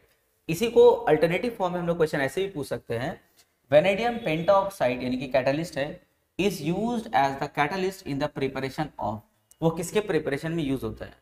तो एक ही क्वेश्चन को हम दो अल्टरनेटिव फॉर्म में लिखे, आंसर सेम होगा, क्वेश्चन अलग अलग है। तो देखो हम लोग पहला पार्ट का हम लोग आंसर करने की कोशिश कर रहे हैं, name the catalyst used and temperature for the catalytic oxidation of sulphur dioxide. तो इसको हम तुम लोग के केमिकल इक्वेशन से बताते रहे, और तुम लोग को याद होगा वो जो lab preparation of sulphuric acid कर रहे थे, ये उसी का एक पार्ट है। तो कैटालिस्ट यूज करना है किसमें, ऑक्सीडेशन ऑफ सल्फर डाइऑक्साइड। तो ये मेरा सल्फर डाइऑक्साइड यानी कि SO2, इसमें हम लोग जो कैटालिस्ट यूज करते हैं उसका नाम है V2O5 यानी कि वैनेडियम पेंटाऑक्साइड। टेम्परेचर मेंटेन करते हैं हम लोग 450 डिग्री सेंटीग्रेड, और क्या बनाता है, सल्फर ट्राई ऑक्साइड बनाता है। अच्छा यहाँ पे ऑक्सीजन भी देना होगा क्योंकि ऑक्सीडेशन हो रहा है ना, तो ऑक्सीजन यहाँ पे देंगे, उसके बाद कैटालिस्ट देते हैं। लेकिन देखो बैलेंस नहीं है, बैलेंस करने के लिए हम लोग क्या करेंगे, यहाँ पे लगा देंगे 2 और यहाँ पे लगा देंगे 2। तो देखो 2 सल्फर और यहाँ पे 6 ऑक्सीजन, यहाँ पर भी 6 ऑक्सीजन। तो अगर देखो पार्ट 2 अगर हम लोग से पूछता है, अगर यानी कि अल्टरनेटिव फॉर्म जो है, vanadium pentoxide is used as a catalyst in the preparation of. तो देखो वेनेडियम पेंटाऑक्साइड को क्या चीज के प्रिपरेशन के लिए हम लोग यूज किए, सल्फर ट्राइऑक्साइड के लिए। यानी कि अगर अल्टरनेटिव फॉर्म का अगर आंसर देंगे तो कौन सा ऑप्शन सही होगा हम लोग का, ऑप्शन सी इज करेक्ट होगा। Question number 11, right the balance chemical equation for the conversion of iron sulphide two sulphur dioxide. तो देखो सल्फाइड से ऑक्साइड में हम लोग को जाना है, तो नो डाउट हम लोग को ऑक्सीजन के साथ रिएक्शन करवाना होगा। तो आयरन सल्फाइड का फॉर्मूला क्या होता है, FeS2 react with oxygen to form iron oxide यानी कि Fe2O3, और साथ में बनाएगा सल्फर डाइऑक्साइड। लेकिन इसको बैलेंस करना होगा, तो बैलेंस करना बहुत ही आसान, यहाँ पे 4 मॉलिक्यूल्स, यहाँ पे 11 मॉलिक्यूल्स, यहाँ पे 2, यहाँ पे 8, ये हो गया हम लोग का बैलेंस। बस तुम लोग को ये याद रखना है कि सल्फर यानी कि iron sulphide react with oxygen to form iron oxide and sulphur dioxide, ये याद रखना, बैलेंस तो खुद ब खुद हो ही जाएगा। Sulphur dioxide two sulphur trioxide, अभी हम तुम लोग को दिखाया वेनेडियम पेंटाऑक्साइड वाला रिएक्शन, तो देखो वही चीज यहाँ पर है। सी में है pyrosulphuric acid to sulphuric acid. तो पायरोसल्फ्यूरिक यानी क्या होता है, H2S2O7। पायरोसल्फ्यूरिक एसिड से हम लोगों को सल्फ्यूरिक एसिड में जाना है, तो बहुत ही आसान होता है भाई, वाटर के साथ इसका हम लोग रिएक्शन करवा देंगे तो बना देगा 2 मॉलिक्यूल्स ऑफ H2SO4, हो गया। नंबर 12, देखो कितना जाना पहचाना क्वेश्चन है, what property exhibited by sulphuric acid for the preparation of sugar charcoal from cane sugar. अभी हम तुम लोगों को केमिकल इक्वेशन पूरा करके दिखाए थे ना, कि कैसे हम लोग केन शुगर से हम लोग जो है चारकोल कार्बन में हम लोग पहुंच रहे थे, और साथ में क्या बन रहा था, वाटर बन रहा था। यानी कि केन शुगर से वाटर निकल जा रहा था, जब वाटर निकल रहा है यानी कि कौन सा प्रॉपर्टी होगा, डिहाइड्रेटिंग होगा। तो यहाँ पे देखो उसी पर क्वेश्चन है, यहाँ पे हम लोग को 4 दिया हुआ है, 4 में से कोई एक प्रॉपर्टी में टिक करना है, तो कौन सा ऑप्शन सही होगा, dehydrating property. Question number 13, complete and balance the following equation. Complete भी करना है और उसको हम लोग को बैलेंस भी करना होगा। तो सबसे पहले तुम लोग एक चीज याद रखना कि कोई भी मेटल कार्बोनेट जब HCl के साथ रिएक्ट करता है तो ये उसी मेटल का क्लोराइड बनाता है। जैसे यहाँ पे देखो, calcium hydrogen carbonate react with HCl, it will form metal chloride, यानी कि कैल्शियम क्लोराइड बनाएगा, साथ में वाटर बनाता है और साथ में क्या बनाता है, कार्बन डाइऑक्साइड बनाता है। उसी तरह देखो यहाँ पे जैसे ये वाला सोडियम हाइड्रोजन कार्बोनेट यानी कि sodium bicarbonate when react with HCl it forms metal chloride यानी कि NaCl, साथ में क्या बनाएगा, वाटर बनाएगा और साथ में क्या बनाएगा, कार्बन डाइऑक्साइड। ये तो हम लोग कंप्लीट किए, पर बैलेंस नहीं हुआ। देखो बैलेंस करने के लिए देखो क्या करना होगा, यहाँ पे Cl2 है तो भाई यहाँ पे 2 लगा देना होगा। अब इसे देखो ये वाला पार्ट तो बैलेंस हो गया, और क्या बैलेंस करना है, देखो यहाँ पे कार्बन कितना है, 2 है तो यहाँ पे 2 लगा देना होगा। यहाँ पे हाइड्रोजन देखो कितना है, 2 और 2 4 है तो यहाँ पे 2 लगा देना होगा। ये हो गया बैलेंस। उसी तरह देखो यहाँ पे क्या बैलेंस करना होगा, यहाँ पे एक कार्बन है, यहाँ भी एक कार्बन है, ठीक है। यहाँ पे हाइड्रोजन 2 है, यहाँ हाइड्रोजन 2 है, ऑक्सीजन यहाँ पे 3 है और यहाँ पे ऑक्सीजन 1 और 2 3 है, ठीक है। और यहाँ पे NaCl। अच्छा ये तो देखो ऑलरेडी बैलेंस है इसका, तो इसमें कुछ नहीं करना है बैलेंस हम लोग को। पार्ट 2 देखो इसका, पार्ट 2 में ये हाइड्रोक्साइड है तो इसको भी तुम लोग याद रखना है। When any metal hydroxide react with HCl, it will form metal chloride, यानी कि फिर यहाँ पे क्या बनाएगा, CuCl2 बनाएगा और साथ में क्या बनाएगा, वाटर बनाएगा। अब इसको जरा हम लोग को बैलेंस करना होगा, तो यहाँ पे देखो हाइड्रोजन कितना है, यहाँ पे 2 और यहाँ पर भी तब 2 देना होगा हम लोग को, तो हो जाएगा यहाँ पे हम लोग का 2 बैलेंस दे करके। ऑक्सीजन कितना हो गया, देखो 2, यहाँ पे भी ऑक्सीजन कितना है, 2, हाइड्रोजन यहाँ पे देखो कितना हो गया, 2 2 4, यहाँ पे हाइड्रोजन कितना, देखो यहाँ पे 2 और यहाँ पे 2 4, यहाँ पे क्लोरीन देखो 2 है, यहाँ भी क्लोरीन 2 है, कॉपर 1 है, कॉपर 1 है, हो गया balance. Question number 14, what property of sulphuric acid is exhibited in each of the following cases when concentrated sulphuric acid react with carbon to produce sulphur dioxide. अब ये देखो कार्बन के साथ रिएक्ट करके सल्फर डाइऑक्साइड बना रहा है, यानी कि ऑक्सीजन ऐड हो रहा है ना, तो ये क्या होगा हम लोग का, ऑक्सीडाइजिंग प्रॉपर्टी होगा। यहाँ पे लिख देंगे ऑक्सीडाइजिंग प्रॉपर्टी। नंबर बी में देखो बोला है इन the preparation of HNO3 when it react with sodium nitrate या फिर पोटेशियम नाइट्रेट। ये हम तुम लोग को 2-3 बार डिस्कस कर चुके हैं ना। जब हम लोग सोडियम नाइट्रेट या पोटेशियम नाइट्रेट से जब हम लोग HNO3 बनाते हैं तो उसमें सल्फ्यूरिक एसिड इसलिए डालते हैं क्योंकि सल्फ्यूरिक एसिड क्या होता है, नॉन वोलेटाइल होता है, तो इसमें हो जाएगा हम लोग का नॉन वोलेटाइल प्रॉपर्टी हो जाएगा, और यहाँ पे होगा हम लोग का oxidising property. Question number 15, Samaira wants to prove that sulphuric acid is a dehydrating agent. To demonstrate this, she added sulfuric acid to blue color hydrated, देखो ध्यान से, hydrated copper sulfate। hydrated copper sulfate मतलब क्या होगा, copper sulphate में water का molecules होगा। तो सल्फ्यूरिक एसिड किस में डाला गया है, हाइड्रेटेड कॉपर सल्फेट में डाला गया है।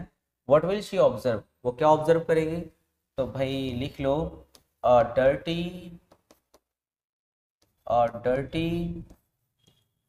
White copper sulphate well formed. भाई ये ऑब्जर्व करेगी कि एक डर्टी व्हाइट कलर का कॉपर सल्फेट सॉलिड फॉर्म हो जाएगा। पार्ट बी में बोला है write the balance chemical equation. भाई इसका आप केमिकल इक्वेशन बताइए, तो बहुत ही आसान है। कॉपर सल्फेट है पर कैसा, हाइड्रेटेड, यानी कि डॉट ये Cu है डॉट 5H2O। जब इसमें हम लोग कंसंट्रेटेड सल्फ्यूरिक एसिड डालते हैं तो उससे क्या होगा, कॉपर सल्फेट यानी कि CuSO4 ये हम लोग का सॉलिड फॉर्म में अलग हो जाएगा और इसमें से वाटर अलग हो जाएगा 5 मॉलिक्यूल्स। तो देखो वाटर अलग हो गया ना हाइड्रेटेड से, यानी कि ये क्या एक डिहाइड्रेटिंग एजेंट हुआ इसका मतलब। Question number 16, what property of nitric acid is exhibited in each of the following cases. Number 1, when nitric acid react with carbon to produce nitrogen dioxide.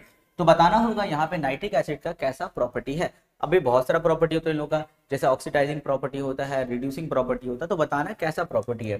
तो देखो जब नाइट्रिक एसिड कार्बन के साथ react करता है तो सिर्फ नाइट्रोजन डाइऑक्साइड नहीं बनाता है, नाइट्रोजन डाइऑक्साइड भी बनाता है, कार्बन डाइऑक्साइड भी बनाता है और साथ में वाटर भी बनाता है। अब देखो कार्बन से बन जाएगा कार्बन डाइऑक्साइड, यानी कि addition of oxygen to the carbon. अब addition of oxygen to the carbon ये क्या होगा, ऑक्सीडाइजिंग हुआ या रिड्यूसिंग हुआ, ऑक्सीडाइजिंग हुआ। तो यहाँ पे नाइट्रोजन यानी कि नाइट्रिक एसिड का कैसा प्रॉपर्टी रहेगा, ऑक्सीडाइजिंग प्रॉपर्टी रहेगा। तो सिर्फ नाम बताना हम लोग, ऐसे सिर्फ लिखना है ऑक्सीडाइजिंग प्रॉपर्टी।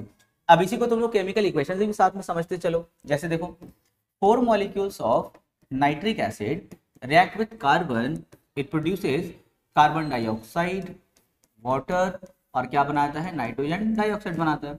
अब इसको बैलेंस कर लेंगे तो यहाँ पे 2 लगाना हो, यहाँ 4 लगाना होगा।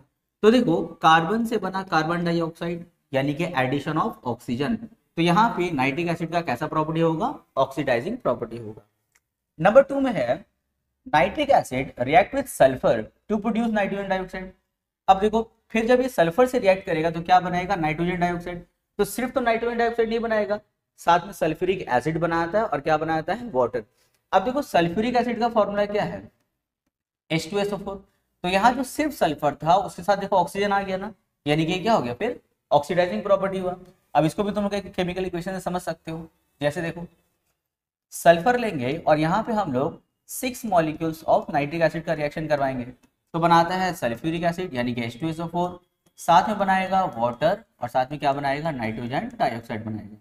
अब इसको फिर हम लोग बैलेंस करेंगे, तो बैलेंस करने के लिए यहाँ पे 2 2 है, यहाँ पे 2 लगा देना होगा।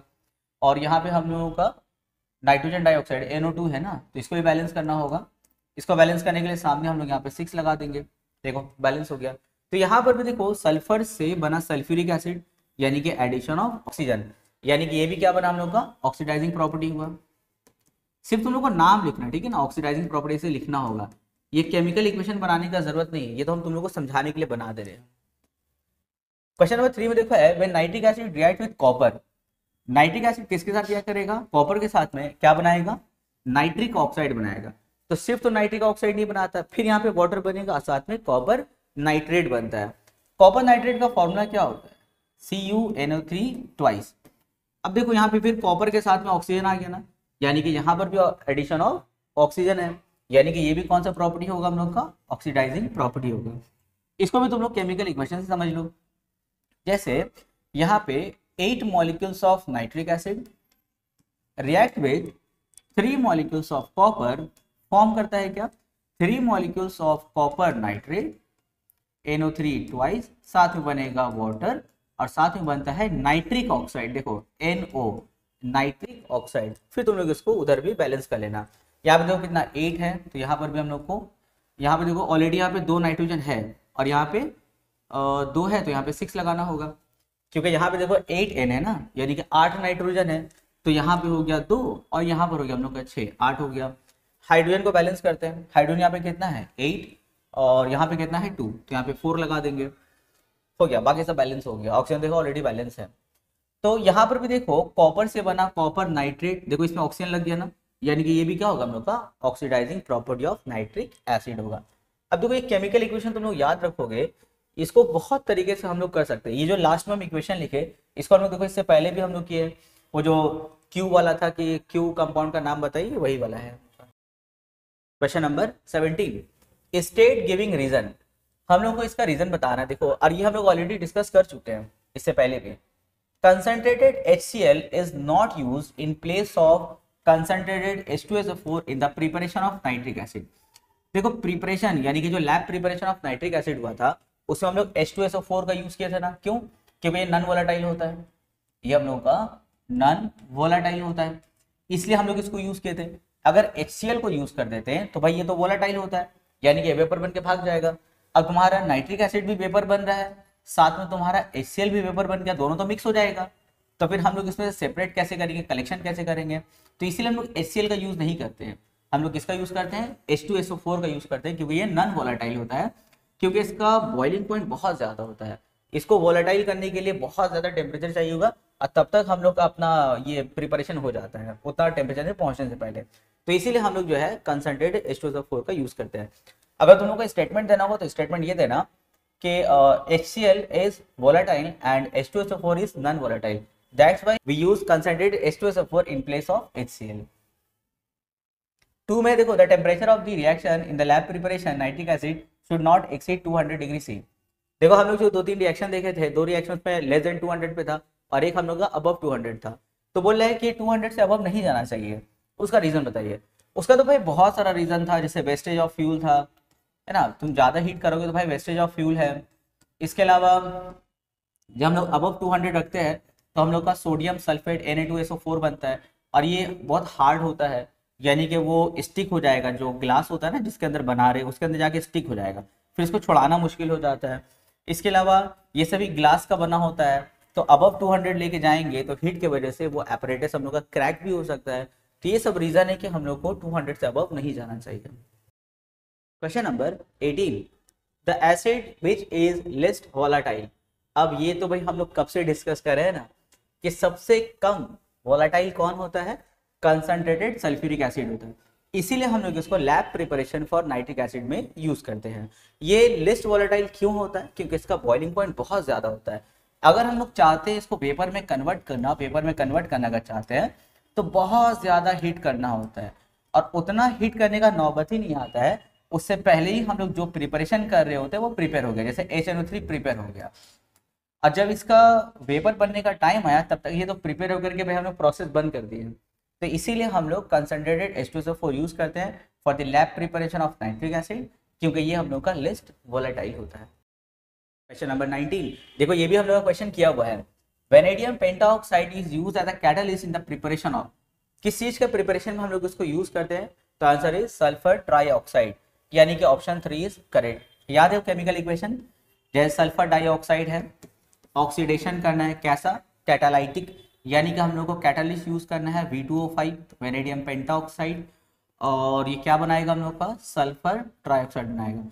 अब इसको बैलेंस करने के लिए यहाँ पे हम लोगों को 2 देना होगा और यहाँ पर भी 2 लगाते हैं, तो ये हो गया हम लोग का सल्फर डाइऑक्साइड से सल्फर ट्राईऑक्साइड। ठीक है, तो क्वेश्चन यही था कि वेनेडियम पेंटाऑक्साइड हम लोग किस चीज के किस कंपाउंड के प्रिपरेशन में यूज करते हैं, तो भाई for the preparation of sulphur trioxide. ये याद है हम लोग कॉन्टैक्ट प्रोसेस जो सल्फ्यूरिक एसिड में थे उसी का एक स्टेप है। Question number 20, platinum is used as a catalyst in the preparation of, भाई प्लैटिनम किस में यूज होता है, जैसे वेनेडियम पेंटाऑक्साइड यूज हुआ उसी तरह प्लैटिनम भी एक हम लोग का कैटलिस्ट है। वो किसके प्रिपरेशन में यूज होता है, the answer is nitric oxide, यानी कि फर्स्ट नंबर ऑप्शन में। तुम लोग को याद होगा जब हम लोग ओसवाल प्रोसेस पढ़ रहे थे for the manufacturing of nitric acid, तो याद है जो पहला केमिकल इक्वेशन था वो क्या था, ओसवाल प्रोसेस में फॉर द मैन्युफैक्चरिंग ऑफ जो नाइट्रिक एसिड था उसमें जो सबसे पहला केमिकल इक्वेशन था 4 molecules of ammonia react with 5 molecules of oxygen in presence of platinum as a catalyst, temperature 800 degree centigrade, क्या बनाया था 4 molecules of nitric oxide, 6 molecules of water, और साथ में क्या निकला था हीट, यानी कि ये एक्सोथर्मिक रिएक्शन था। तो देखो यहाँ पे नाइट्रिक ऑक्साइड प्रोड्यूस हुआ ना, किसको यूज करके, प्लैटिनम। तो यहाँ वही बोला था कि प्लैटिनम हम लोग किसके प्रिपरेशन में यूज करते हैं, the answer is nitric oxide. Question number 21, देखो क्वेश्चन नंबर 21 में जो पहला 3 क्वेश्चन है वो हम लोग कितने बार कर चुके हैं ना, तो ये ABC तुम लोग खुद से देख लेना, इससे पहले हम लोग बहुत बार इसको अभी हम लोग समझ चुके हैं। तुम लोग DEF में हो, सोडियम सल्फाइड से हम लोग को बनाना है हाइड्रोजन सल्फाइड। तो भाई पहले तो तुम लोग को सोडियम सल्फाइड का फॉर्मूला याद होना चाहिए। सोडियम सल्फाइड का फॉर्मूला होता है Na2S। इससे हम लोग को जाना है कहाँ, जाना है हाइड्रोजन सल्फाइड यानी कि H2S में जाना है। तो भाई यहाँ पे किसके साथ इसका रिएक्शन करवाए कि H2S यानी कि हाइड्रोजन सल्फाइड गैस हम लोग को मिलेगा। तो हम सोच रहे कि इसको H2SO4 के साथ रिएक्शन करवा दें। इससे क्या होगा, यहाँ पे Na2 और यहाँ पे इसका SO4, तो ये Na2SO4 अलग हो जाएगा, यानी कि बन जाएगा सोडियम सल्फेट, और यहाँ जो हम लोग का S बचा उस H2 के साथ मिलकर क्या बना देगा, H2S बना देगा। हो गया, कितना इजी देखो। तो सोडियम सल्फाइड के साथ में H2SO4 का रिएक्शन करवाएंगे तो हम लोग को हाइड्रोजन सल्फाइड मिलेगा, साथ में क्या मिलेगा, Na2SO4। अच्छा, इससे रिलेटेड और भी 2-3 हम लोग याद कर सकते हैं, जैसे अगर क्वेश्चन में होता कि आयरन सल्फाइड से हाइड्रोजन सल्फाइड बनाना है, आयरन सल्फाइड यानी कि FeS, इससे अगर हमको हाइड्रोजन सल्फाइड में जाना है तो सेम काम फिर करेंगे, H2SO4 के साथ रिएक्शन करवाएंगे जिससे H2S तो बन जाएगा, और साथ में देखो ये Fe इस SO4 के साथ में बना देगा FeSO4 यानी कि आयरन सल्फेट बना देगा, और साथ में ये H2S अलग हो गया। अगर क्वेश्चन में आ जाए जिंक सल्फाइड ZnS आ जाए तब भी सेम काम करेंगे, तब भी H2SO4 के साथ रिएक्शन करवाएंगे तो बनाएगा ZnSO4 बनाएगा, और साथ में क्या बनाएगा, H2S। तो देख लो अगर एक केमिकल इक्वेशन याद हो गया तो बाकी का देखो 3 हम लोग को वैसे भी याद हो जाएगा। तो ये वो हम लोग का डी के लिए। ई में देखो बोला है हम लोग से सोडियम कार्बोनेट से क्या बनाना है, कार्बन डाइऑक्साइड, सोडियम कार्बोनेट। तो सोडियम कार्बोनेट का फॉर्मूला क्या होता है, Na2CO3। इससे बनाना है हम लोग को कार्बन डाइऑक्साइड, तो फिर हम लोग क्या करेंगे, इसमें H2SO4 के साथ रिएक्शन करवाएंगे, तो क्या बनाएगा, यहाँ पे बनाएगा देखो Na2 फिर SO4 बनाएगा साथ में, तो Na2SO4 यानी कि सोडियम सल्फेट बना। फिर यहाँ पे जो H2 है, यहाँ से एक O को लेकर के बना देगा H2O, और यहाँ पे क्या बचा देखो C बचा है और यहाँ का 2 ऑक्सीजन बचा है, तो बनाएगा CO2। ये हो गया। अब अगर क्वेश्चन में हम लोग से बोल दे सोडियम हाइड्रोजन कार्बोनेट यानी कि NaHCO3 अगर बोल दे, तब भी हम लोग H2SO4 के साथ रिएक्शन करवाएंगे, तो उस टाइम में फिर यहाँ पे बैलेंस करना होगा। तो उस टाइम में फिर हम लोग क्या बनेगा देखो, फिर हम लोग का बनेगा Na2SO4 यानी कि फिर से सोडियम सल्फेट बनेगा, फिर वाटर बनेगा, और फिर साथ में हम लोग का कार्बन डाइऑक्साइड बनेगा। लेकिन यहाँ पे बैलेंस करना होगा, क्योंकि यहाँ पे देखो Na2 है, यहाँ तो एक ही N है, तो यहाँ पे हम लोग 2 लगा देंगे। अब यहाँ पे 2 लग गया तो और भी एडजस्ट करना होगा, देखो यहाँ तो हाइड्रोजन 4 हो जाएगा, तो यहाँ पे 2 लगाना होगा। कार्बन हम लोग का 2 हो गया है, तो यहाँ पर भी 2 लगाना होगा। ये हुआ हम लोग का बैलेंस। ये एक्चुअली हम लोग का देखो, ये क्वेश्चन नंबर F था, इसमें देखो सोडियम हाइड्रोजन कार्बन से क्या बनाना है, कार्बन डाइऑक्साइड। तो ऐसे तुम लोग याद रखोगे, जैसे ऐसे रटोगे, जैसे टेबल विल कैसे रटते हो वैसे रटो कि सोडियम कार्बोनेट जब सल्फ्यूरिक एसिड के साथ रिएक्शन करेगा, it will form sodium sulphate, water and carbon dioxide. इसको रट लो। जब ये पार्ट रट लोगे ना, तो बैलेंसिंग का काम तुम लोग खुद से कर सकते हो। तो कम से कम इसको रटो बैठ करके। शुरुआत में दिक्कत होगा, लेकिन धीरे धीरे धीरे फिर बहुत ज्यादा फैमिलियर हो जाओगे और बहुत ईजी लगने लगेगा फिर।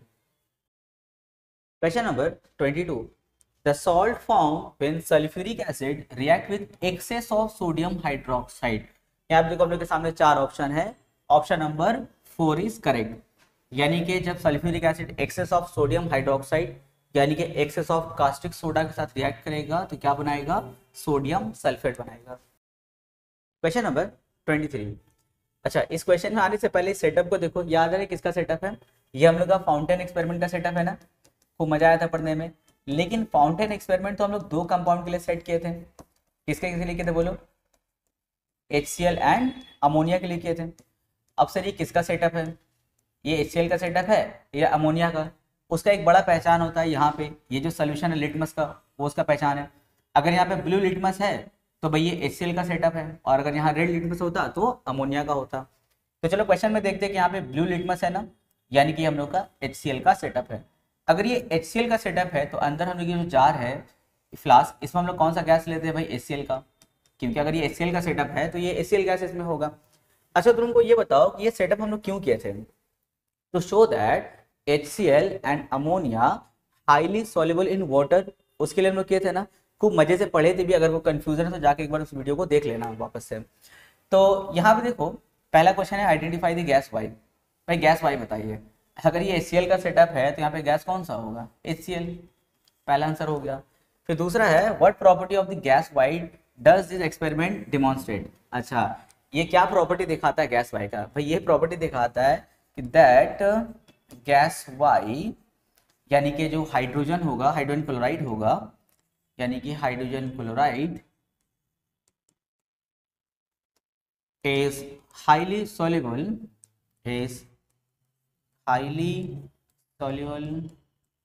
in water। ये वाटर में बहुत ज्यादा soluble होता है, ये हम लोग इस एक्सपेरिमेंट से डिमॉन्स्ट्रेट करते हैं। क्वेश्चन नंबर 24, आइए हम लोग का लास्ट क्वेश्चन है। तो क्वेश्चन नंबर 24 में देखो बोला है identify the following, the gas evolve when potassium sulphide is treated with hydrochloric acid. तो पोटेशियम सल्फाइड, इसका फॉर्मूला क्या होता है, K2SO3। जब K2SO3 को जब हम लोग HCl के साथ में ट्रीट करेंगे तो क्या बनाएगा, तो भाई बहुत ही आसान है। ये जो मेटल सल्फाइड होगा, यहाँ पे मेटल कौन है हम लोग का, potassium. When metal sulphide react with HCl it form metal chloride यानी कि KCl बनाएगा, साथ में वाटर बनाएगा और साथ में सल्फर डाइऑक्साइड बनाएगा। लेकिन अब इसको बैलेंस करना होगा, तो यहाँ पे 2 लगा करके यहाँ पे हम लोग 2 दे देंगे, हो गया बैलेंस। अच्छा, यहाँ पे सिर्फ पोटेशियम सल्फाइड नहीं, बल्कि अगर यहाँ पोटेशियम सल्फाइड की जगह में अगर सोडियम सल्फाइड होता, यानी कि अगर यहाँ पे Na2SO3 अगर होता सोडियम सल्फाइड, तो यहाँ पर भी सेम केस था, 2 मॉलिक्यूल ऑफ HCl जाएगा तो बनाएगा 2 मॉलिक्यूल्स ऑफ NaCl, साथ में बनाएगा वाटर और साथ में बनाएगा सल्फर डाइऑक्साइड। अच्छा, अगर यहाँ पे सोडियम सल्फाइड के जगह अगर मान लीजिए सोडियम हाइड्रोजन सल्फाइड होता, NaHSO3 होता, तब भी भाई वही कहानी था, तब भी इस मेटल का क्लोराइड बनेगा यानी कि NaCl बनेगा, साथ में क्या बनेगा, वाटर बनेगा, और साथ में क्या बनेगा, सल्फर डाइऑक्साइड बनेगा। तो एक याद कर लेंगे, ये बाकी देखो खुद ब खुद याद हो गया हम लोग को। किसी भी मेटल सल्फाइड से रिएक्शन करेगा, पहले उसका मेटल क्लोराइड बना देगा, साथ में वाटर और SO2 देखो सब में कॉमन है हम लोग का, बाकी सब में बैलेंस चेक कर लेना अपना। क्वेश्चन नंबर 2 देखो, the precipitate form when lead nitrate react with hydrochloric acid. तो लीड नाइट्रेट का फॉर्मूला क्या होता है, PbNO3 ट्वाइस, साथ में HCl। तो यहाँ पर भी देखो, यहाँ पे लीड नाइट्रेट, तो यहाँ पे हम लोग का मेटल क्या है, लीड है। फिर यहाँ पे जब वो HCl के साथ में रिएक्शन करेगा तो पहले लीड क्लोराइड बनाएगा यानी कि PbCl2 बनाएगा, साथ में क्या बनाता है, नाइट्रिक एसिड यानी कि HNO3 बनाता है। अब इसको भाई बैलेंस करना होगा, इसको बैलेंस करने के लिए यहाँ पे हम लोग 2 लगा देंगे, तो यहाँ पे 2 लग जाएगा, देखो बन गया। अच्छा यहाँ पे देखो, हम यहाँ पे एग्जाम्पल अभी लीड नाइट्रेट का ले रहे हैं ना, अगर मान लेते हैं कि यहाँ पे लीड नाइट्रेट की जगह अगर ऐसा होता है सिल्वर नाइट्रेट AgNO3 होता, तो उस केस में भी क्या होता है, HCl रिएक्ट करके फिर ये मेटल क्लोराइड फॉर्म करेगा यानी कि AgCl। अच्छा ये क्या हम लोग का प्रेसिपिटेट है, ठीक है ना, दोनों प्रेसिपिटेट है। प्रेसिपिटेट क्या होता है, अनरिएक्टिव सब्सटेंस होता है, तो ये प्रेसिपिटेट हुआ, साथ में क्या बनाएगा, HNO3 बनाएगा। तो अगर तुम लोग लीड नाइट्रेट याद करते हो तो सिल्वर नाइट्रेट ऑटोमेटिक याद हो गया। बस यहाँ पे याद रखना है कि ये जो मेटल नाइट्रेट है वो बनाएगा मेटल क्लोराइड, साथ में नाइट्रिक एसिड बनाएगा दोनों के केस में। तो एक याद कर लिए, दोनों याद हो गया। पार्ट 3 में देखो क्या है, the gas evolve when dilute HCl react with sodium sulphide. देखो सोडियम सल्फाइड के साथ रिएक्शन कर रहा है, तो सोडियम सल्फाइड का फॉर्मूला क्या होता है, Na2S होता है। सोडियम सल्फाइड किसके साथ रिएक्शन करेगा, HCl के साथ में रिएक्शन करेगा, तो क्या बनाएगा। यहाँ पर क्वेश्चन हमसे पूछा था कौन सा गैस बनाएगा, तो भाई बहुत ही आसान, यहाँ पे हम लोग जो है 2 लगा देंगे सबसे पहले। तो यहाँ पे ये जो मेटल सल्फाइड है वो बना देगा फिर मेटल क्लोराइड यानी कि 2 मॉलिक्यूल्स ऑफ NaCl बनाएगा। अब देखो तो क्या बचा साथ में, सर यहाँ बचा 2 हाइड्रोजन और एक S, सर यानी कि यहाँ पे H2S हाइड्रोजन सल्फाइड बनाएगा। यस, तो गैस का नाम क्या हुआ, हाइड्रोजन सल्फाइड। अब यहाँ पे देखो सिर्फ सोडियम सल्फाइड नहीं, बल्कि अगर यहाँ पे आयरन सल्फाइड अगर होता, सपोज यहाँ पे FeS होता यानी कि आयरन सल्फाइड होता, तो यहाँ पर भी वही होता, HCl जब इसके साथ रिएक्शन करता तो यहाँ पे 2 लगा देते तो बनाता हम लोग का FeCl2 बना देता यानी कि आयरन क्लोराइड, और यहाँ का जो 2H है इस H को लेकर के बना देता H2S यानी कि हाइड्रोजन सल्फाइड बना देता। तो दोनों का देखो एक याद हुआ, फिर देखो याद हो गया हम लोग का। तो चलो इसके साथ हम लोगों का जो है स्टडी ऑफ कंपाउंड को दोनों पार्ट कंप्लीट होता है विद क्वेश्चंस। अच्छे से रिवीजन करते रहना, प्रैक्टिस करते रहो, कोई डाउट वगैरह हो तो कमेंट में जरूर हमको बताना।